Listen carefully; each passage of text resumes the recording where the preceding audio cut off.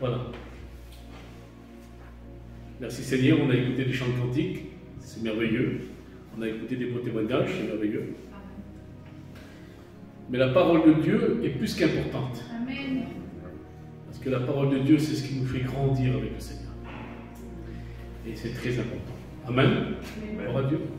N'oubliez jamais que nous avons notre âme à nourrir. Et c'est une nourriture spirituelle. Donc notre âme, on la nourrit avec la parole de Dieu. Amen. Alors il ne faut pas que notre âme devienne anorexique, comme on dit là. C'est ça qu'on dit, anorexique, maigrir? Non, non, il faut qu'elle soit bien importante. La Bible dit que notre âme, on doit la garder en bonne santé. Amen. Et pour la garder en bonne santé, alors il faut être à l'écoute de la parole de Dieu. Amen. Mais pas spécialement l'écouter, mais la mettre en pratique. Amen. Amen. Alors voilà le message que je vous partage ce soir. J'ai donné un titre. Il s'intitule « Devenir un déterminé de Dieu ». C'est bien. Devenir un déterminé de Dieu. Qui est d'accord pour devenir un déterminé de Dieu? Amen. Amen. Amen. Hein? C'est important de devenir un déterminé de Dieu. Amen. Hein? C'est important. Donc le devenir, ce qui veut dire on ne devient pas un déterminé de Dieu en claquant les doigts aussi facilement. Donc il a dit, le frère, j'ai noté ce qu'il a dit, il faut quand même n'en vouloir avec Dieu. Si nous voulons avancer, il faut n'en vouloir avec Dieu. C'est important d'en vouloir avec Dieu. Oui, c'est vrai, il a raison, le frère. Nous devons vouloir des grandes choses. Ça, c'est la foi. Amen. Voilà, c'est important. Hein? Donc, il ne faut pas demander petit avec le Seigneur, parce que le Seigneur n'est pas petit. Le ciel est son trône, la terre est son marchepied. Le Seigneur, il est gigantesque, et le Seigneur donne beaucoup. Amen. Gloire au Seigneur. Alors, on demande grand avec le Seigneur. Hein? Gloire à Dieu. Alors, c'est mon message, devenir un déterminé de Dieu. Donc, on ne naît pas chrétien, on le devient. On ne naît pas homme de Dieu, on le devient. Amen. On ne naît pas femme de Dieu, on le devient. Et pour cela, eh bien, il faut vraiment obéir à la parole de Dieu et vouloir avancer avec Dieu. Amen. Alors, par commencer, il faut naître de nouveau. Amen. Parce qu'il faut commencer par le commencement. Il y a un commencement pour tout. Hein? Donc, par commencer, l'important, c'est naître de nouveau. Pour avoir une relation véritable avec Dieu. Amen. Alors, la nouvelle naissance, vous retrouvez cela dans l'évangile de Jean, au chapitre 3, versets 5 à 6.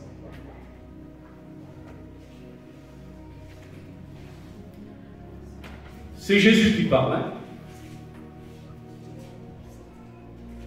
Il est écrit ceci. Jésus dit, en vérité, en vérité. Le Seigneur, avant de sortir une phrase de sa bouche, il disait toujours en vérité, en vérité. Pourquoi? Parce qu'il allait sortir une vérité. Parce qu'il était même la vérité. Il sortait que la vérité de la bouche de Christ. Amen. Jésus dit, en vérité, je te le dis, si un homme ne naît pas d'eau et d'esprit, il ne peut entrer dans le royaume de Dieu. Ce qui est né de la chair est chair, mais ce qui est né de l'esprit, il est esprit. Amen. Amen. Gloire à Dieu. Hein? Jésus nous fait comprendre qu'il y a deux naissances. La naissance charnelle, par laquelle nous naissons tous, enfantés par nos mères, et nous naissons tous avec la désobéissance au péché. Ça, c'est la naissance charnelle, c'est la première naissance. Celui qui est né de chair est chair. Mais à partir de là, il y a une deuxième naissance. Ça s'appelle la nouvelle naissance. Et la nouvelle naissance, c'est naître d'esprit.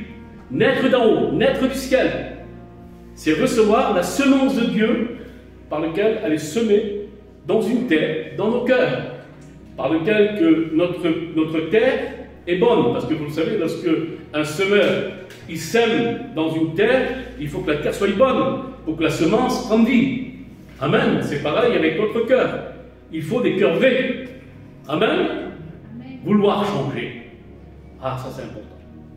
Vouloir changer. Parce qu'il y a la part de l'homme, il y a aussi la part de la femme.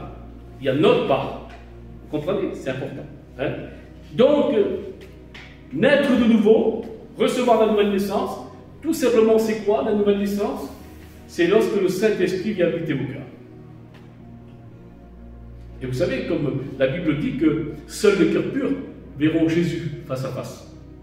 Qu'est-ce qu'un cœur pur? Eh bien, un cœur pur, c'est lorsque le Saint-Esprit demeure dans un cœur. Le Saint-Esprit, il est pur, il est saint. Il demeure dans un cœur, il purifie le cœur. Amen. Gloire à Dieu. Alors, vous savez, Jésus, il dit ceci. Écoutez bien ça. Venez à moi.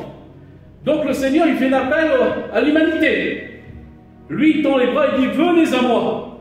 Mais l'important, c'est que le Seigneur veut qu'on demeure avec lui. Est-ce que vous comprenez ça? Amen. Le Seigneur, il dit, venez à moi. Alors, le Seigneur, il appelle, il dit, venez à moi, mais pour demeurer avec lui. Non pas pour faire des allers-retours. Vous me suivez jusqu'à là? Merci Seigneur. Venez à moi, il tend les bras. Venez à moi pour demeurer avec moi. Je répète, non pas pour faire des allers-retours. Vous comprenez ce que je veux vous dire? C'est pour demeurer avec lui. Amen. Parce que celui qui demeure en Christ finira par porter du fruit. Et nous sommes tous appelés à porter du fruit pour Dieu. Parce que la Bible dit que celui qui ne porte pas de fruit, l'arbre sera coupé et jeté au feu. Je prêche la Bible, c'est qui est marqué dans la parole de Dieu. Sera jeté au feu. Donc, on est tous appelés à porter du fruit pour le Seigneur. Amen. Gloire au Seigneur. Alors, soyez attentifs, c'est un message très important que j'aimerais vous partager. Hein? Donc, le Seigneur, il dit, venez à moi pour demeurer donc avec lui, non pas pour faire des allers-retours. Vous comprenez pourquoi je dis cela? Eh bien, tout simplement parce qu'il y a des chrétiens, malheureusement, et j'en prends le mot, excusez-moi de l'expression, mais il y a des chrétiens de peu François. Ça s'en va et ça revient. Ça revient et ça s'en va. Non, mais je dis la vérité, ce qui est vrai. C'est pour ça que le Seigneur dit, venez à moi, mais pour demeurer avec moi, pour rester avec moi. Amen. Amen. Pourquoi? Parce que c'est une question d'éternité. Gloire au Seigneur. Amen. Amen. Dans Romains au chapitre 10 et verset 17, il dira ceci. La foi vient de ce qu'on entend, et ce qu'on entend vient de la parole de Dieu. La foi vient de ce qu'on entend. Ce soir, vous écoutez, vous attendez la parole de Dieu. Et la foi, elle naît de la parole de Dieu. Est-ce que vous comprenez ça? C'est important d'être à l'écoute de la parole de Dieu. Mais le plus important, c'est la mettre en pratique. Donc la vivre. Amen. Alors la foi vient de ce qu'on entend, et ce qu'on entend vient de la parole de Dieu. Alors moi j'ai marqué ceci, il vous faut écouter la parole de Dieu tout le temps possible pour faire grandir la foi. Alors ce lieu, il est très important. C'est là que la parole de Dieu est annoncée. Amen. Comprenez? C'est un rassemblement où on se rassemble pour le Seigneur. C'est une communion fraternelle que Dieu veut d'ailleurs, cette bonne communion. Parce que l'important, c'est lorsque nous sommes rassemblés ensemble, nous sommes en tant que brebis. Alors, il y a un berger, un troupeau de brebis, il y a un berger. Il faut savoir une chose, que les brebis doivent être à l'écoute du berger. Amen. Et une brebis, elle ne doit pas s'éloigner du troupeau. Parce que si elle demeure seule, et si elle n'est plus à l'écoute de la parole de Dieu, parce que tant qu'elle est à l'écoute de la parole de Dieu, elle se nourrit de la bonne herbe, de la bonne nourriture. Mais lorsque elle part de cet endroit-là et qu'elle va s'éloigner du troupeau et qu'elle va s'isoler tout seule, à partir de là, elle va finir dans les fausses doctrines, elle va finir dans les choses qu'il ne faut pas. À partir de là, elle va se nourrir de la mauvaise nourriture. Vous comprenez l'importance?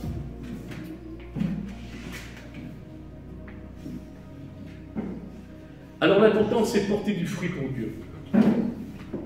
Dans Matthieu au chapitre 13, verset 23,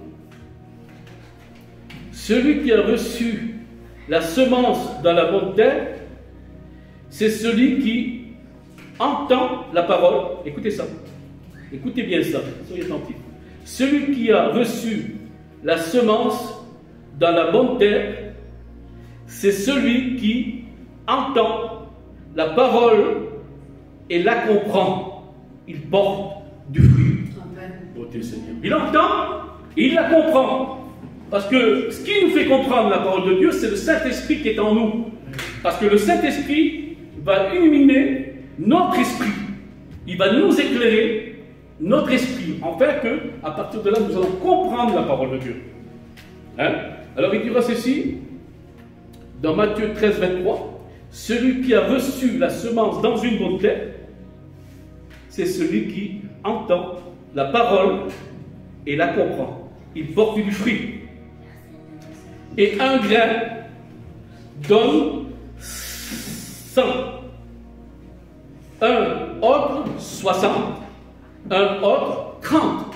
Ce qui veut dire que malgré le fruit que tu vas porter dans ta vie chrétienne, quel que soit maintenant 30, comme il dit ici, que la semence elle donnera 30, eh bien c'est porter du fruit. Même si ce n'est pas beaucoup, l'important c'est porter du fruit.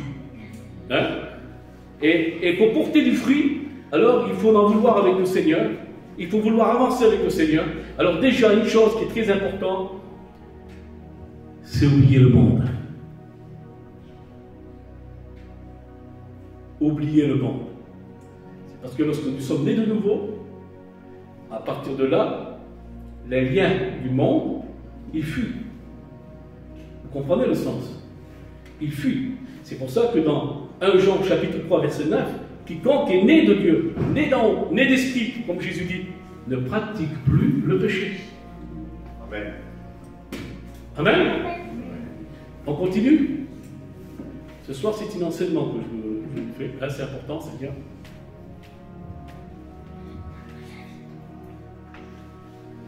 Alors, ce qui est important à ce sujet, c'est que dans notre vie chrétienne, nous devons glorifier le Père. Ah oui. Nous devons glorifier le Père dans notre vie chrétienne. Si nous ne glorifions pas le Père dans notre vie chrétienne, c'est qu'il y a un problème. Non, on doit glorifier le Père. Et comment glorifier le Père? En portant du fruit.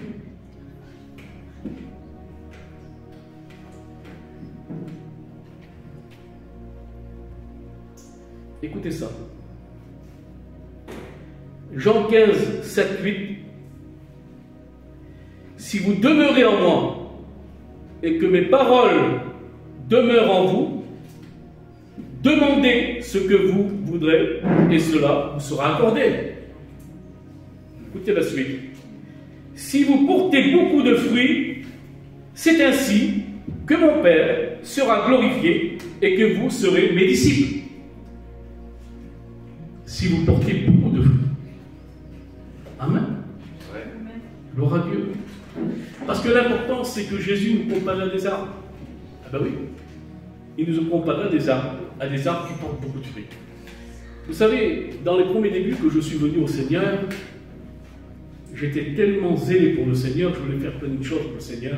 Je sentais un feu dans moi, c'était tellement grand. Et puis le Seigneur me parlait dans mon sommeil. Je faisais beaucoup de songes. Puis le Seigneur m'a montré un arbre. Et vous savez comment j'étais ravi, Seigneur, parce que je fais ce songe. Le Seigneur m'a montré un arbre, tellement qu'il y avait des fruits sur cet arbre, il se pliait. Il se pliait en deux comme ça.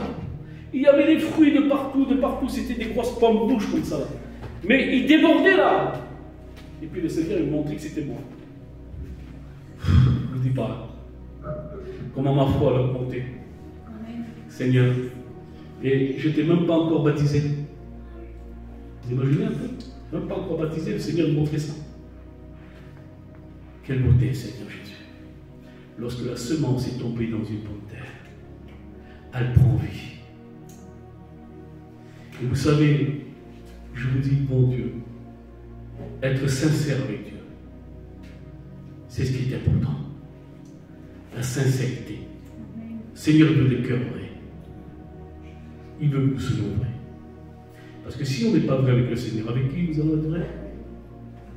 Si on n'est pas vrai avec Dieu, on ne peut pas être vrai avec notre semblable. Vous comprenez bien le sens. On a besoin, il faut être vrai avec Dieu. En priori, et à combien que c'est important, Seigneur Jésus. Vous savez, porter du fruit pour le Seigneur, ça va loin. Pourquoi ça va loin? Parce que une personne qui porte du fruit pour le Seigneur, déjà, à partir de là, il est attirant. Il est attirant. Parce que celui qui porte du fruit pour le Seigneur, il est attirant. Alors, ce qui veut dire que celui de dehors, lorsqu'il voit un chrétien qui porte du fruit, celui de dehors voit quelque chose que lui n'a pas. Il ressent quelque chose sur lui que lui n'a pas. Donc, il va venir s'approcher par curiosité. Il veut savoir comment ça se fait qu'il est comme ça. Pourquoi sa vie a changé. Avant, c'était un méchant. Aujourd'hui, il est devenu bon.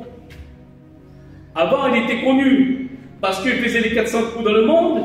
Et puis aujourd'hui, il sert le Seigneur, il marche à la sainteté dans la droiture. Les gens, lorsqu'ils voient des témoignages comme ça, des gens de dehors, ils veulent comprendre, ils recherchent à comprendre comment il a pu changer comme ça. Parce qu'il faut qu'il y ait une nouvelle vie. L'ancienne vie, vous asseyez derrière, là, c'est fini, bâclé. C'est une nouvelle vie avec Dieu. Comme il dira l'apôtre Paul, j'ai crucifié mes passions avec Christ à la croix. Mes passions, je les crucifiées. Voyez-vous comme c'est important, hein? Et puis c'est pareil pour nous. Vous comprenez le sens? C'est pareil pour nous. Et puis, moi, je vous dis, mon Dieu, que moi, personnellement, à part Jésus, Jésus est devenu ma passion. Je n'ai plus de passion dans le monde. C'est fini. C'est ça, délivré. Amen. Amen. Et lorsque nous portons du fruit dans ce monde, les gens ils viennent, lorsqu'ils commencent à goûter le fruit que tu portes, parce que l'importance, c'est qu'il faut porter du bon fruit, hein, parce que je parle spirituellement. Hein, je vous fais comprendre un petit peu l'image. Lorsque nous allons cueillir un fruit sur un arbre et qu'il est bien juteux, bien sucré, qu'est-ce que vous allez faire? Vous allez le manger et on va y retourner. Hein? C'est ce qui se passe avec celui de dehors. Vous comprenez le sens? Alors ils trouvent quelque chose de bon en vous, donc ils veulent chercher à savoir en plus en plus. Et ça, c'est porter du fruit, c'est attirer les gens à nous. Ça s'appelle le parfum de Jésus, ça. Ça s'appelle l'amour. Amen. Amen. C'est important, Seigneur. Hein? C'est ça, porter du fruit. Porter du fruit, c'est être proche de Dieu. Porter du fruit, c'est passer du temps dans la prière. Par exemple, une mise à part avec Dieu. Porter du fruit. Porter du fruit, c'est venir à l'église, venir à l'assemblée, et en même temps, je dirais, être utile pour l'assemblée. Est-ce que vous comprenez ce que je veux dire? C'est porter du fruit. Amen. Il y a plein de façons de porter du fruit, mais nous devons porter du fruit pour le Seigneur. Mais lorsque le fruit n'est pas bon, parce que moi, il m'arrivait de cueillir des fruits sur des arbres, qu'il était aigre, comme du vinaigre. Puis à partir de là, on recrache, on jette. Par contre, je retourne plus. Il n'est pas bon. Hein? C'est pour cela qu'à partir de là, en réalité, porter du fruit, c'est être rempli d'amour. Parce que, vous savez, le vinaigre, à la croix de Golgotha, le Seigneur l'a refusé. Il n'a pas voulu. Parce que le vinaigre représente la méchanceté de ce monde. Ce qui est aigre. Comprenez le sens? Amen. Amen. Gloire au Seigneur, on continue.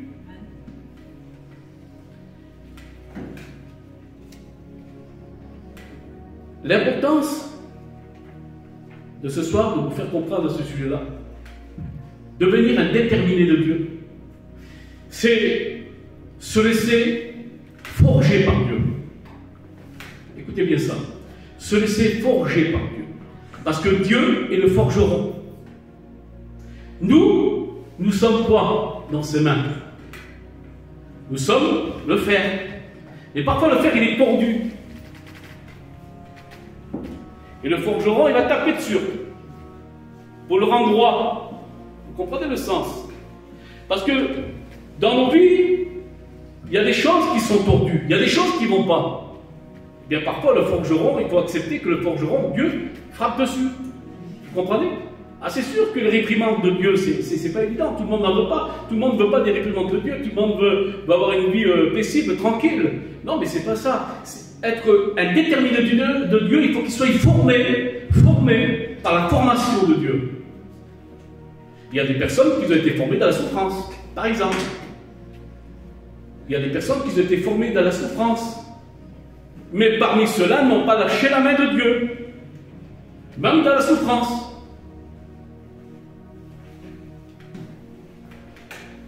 C'est vrai que nous avons un miracle. Il est là. Il a souffert pendant des années. Il est atteint de 14 tumeurs. Mais il a été formé. Le forgeron. Le forgeron. Combien de fois il a tapé sur lui là? Parce qu'il n'était pas droit là, lui. Est-ce que vous comprenez? Parce que lorsqu'il est rentré à l'hôpital, il ne connaissait pas le Seigneur, lui. Lorsqu'il est passé par l'épreuve, il ne connaissait pas le Seigneur. Et le forgeron, il a frappé là. Pour rendre le fer droit. Et parmi tous ces temps et ces années, il a souffert. Mais de plus en plus, il s'approchait de Dieu. Et puis pendant toutes ces années où c'est qu'il a souffert, il ne s'est jamais rébellé contre Dieu. Il n'a jamais mis la main contre Dieu, le poing contre Dieu. Pourquoi? Eh bien parce qu'il aimait Jésus. Parce qu'il aimait Dieu. Et vous savez ce qu'il est dit dans la parole? Celui qui m'aime, il garde ma parole. Et c'est ça l'importance. Le Seigneur, ce qu'il veut, il ne veut pas que nous faisions des allers-retours. Non, il veut qu'on demeure en lui. Vous comprenez le sens? Il veut qu'on demeure en lui. Et si nous demeurons en lui, eh bien, il nous montrera des grandes choses. Et nous verrons des grandes choses.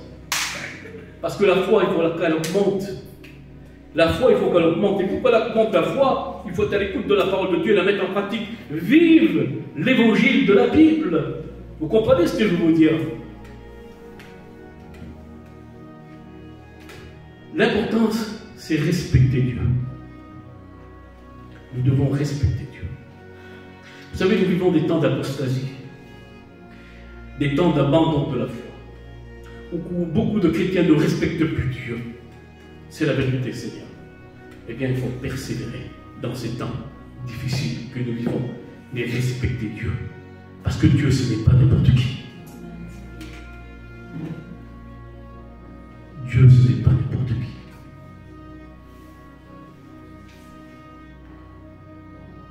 Dieu est le Créateur. Il est celui qui a créé le ciel, la terre, le fondateur du monde. Il est tout-puissant. Et puis l'important, c'est de le respecter. Pour le respecter, il faut l'aimer. Et quand on l'aime, on le respecte. Amen. Et à combien il est important, Seigneur Jésus? Vous savez, je redis encore ceci parce que c'est important. Le Seigneur dira dans Matthieu 11, 28, « Venez à moi, vous tous, qui étaient fatigués, chargés. Je vous donnerai du repos et le repos de votre âme. Venez à moi, vous tous. » Le Seigneur lance un appel à l'humanité, au monde entier. Mais venez à moi pour demeurer avec moi. Amen. Venez à moi pour demeurer avec moi, pour rester avec moi. Gloire au Seigneur. Écoutez-la. Et je vais vous dire une chose. Lorsqu'on est proche de Dieu, et lorsqu'on respecte Dieu, lorsqu'on craint l'Éternel, je peux vous dire que nous avons un défenseur solide. Parce que nous sommes entourés par son bouclier à lui. Personne ne peut nous toucher. Je vous dis, bon Dieu, si Dieu est avec toi, explique-moi qui serait contre toi. Le diable, Jésus a écrasé la tête. Les démons, ils ont été dépouillés à la croix. Les hommes, qui serait contre toi? Personne. Si Dieu est avec toi, si tu restes fidèle, tu auras un protecteur dans ta vie. Un protecteur fidèle. Il prendra soin de toi. Juste le temps que tu vivras sur cette terre et juste le temps que tu la quitteras. Il sera avec toi. Alors l'importance pour ça, il faut faire violence. Oui, faisons violence. Il faut faire violence à la chair, à notre ego. Parce que la chair, il l'a dit tout à l'heure, c'est la vérité, la chair, elle est contre Dieu. C'est biblique. Elle s'oppose à Dieu. Elle ne veut pas obéir à Dieu. Alors lorsqu'on veut prier, qu'on veut passer des moments avec le Seigneur, elle s'oppose, elle ne veut pas. Mais on y fait violence. Non, tu vas t'écraser. Et on marche par l'esprit. Et lorsque nous marchons par l'esprit, nous avons le Saint-Esprit. Lorsque nous marchons par l'esprit, nous obéissons à Dieu. C'est là que nous portons du fruit. Amen. Gloire à Dieu. L'apôtre Paul dira marcher selon l'esprit pour ne pas accomplir les désirs de la chair. Les désirs de la chair, ils ne sont pas bons. Les désirs de la chair, vous savez c'est quoi les désirs de la chair? C'est bien. La chair est attirée au péché. La chair, elle est attirée au péché. En vérité, que notre ego, c'est ce qui veut dire la chair, est attirée au péché. Elle est attirée au monde. C'est pour cela que l'apôtre Paul dit marchez, marchez. Vivez selon l'esprit. Et vous n'accomplirez pas les désirs de la chair. Gloire au Seigneur.